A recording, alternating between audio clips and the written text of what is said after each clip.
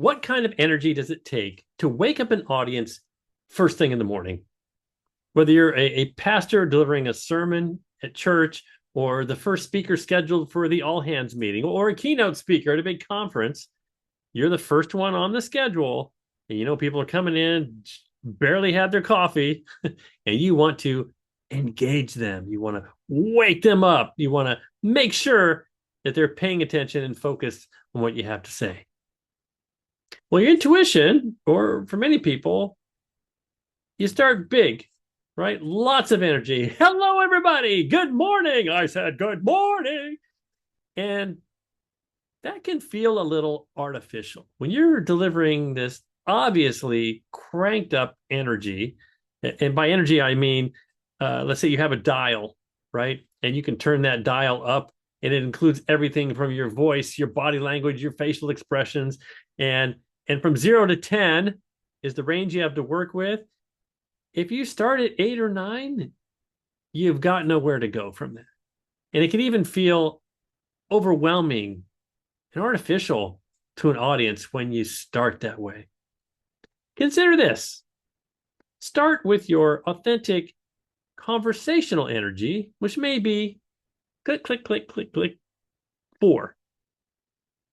And you welcome them in, draw them in with a story, earn their attention rather than demand it with a display of maximum force.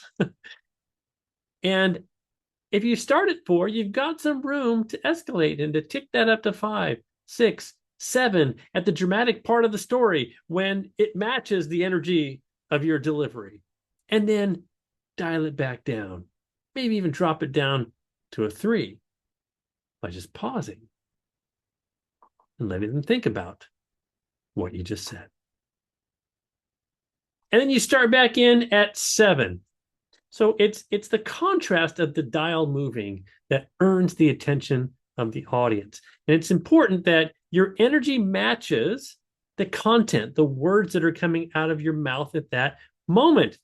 I just heard a speaker telling a story about going on a hike and walking with his wife through this beautiful environment.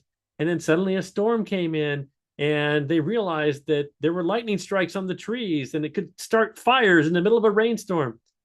But the whole story was told at a very high energy level, and it took away from the drama and the climax moment of the story.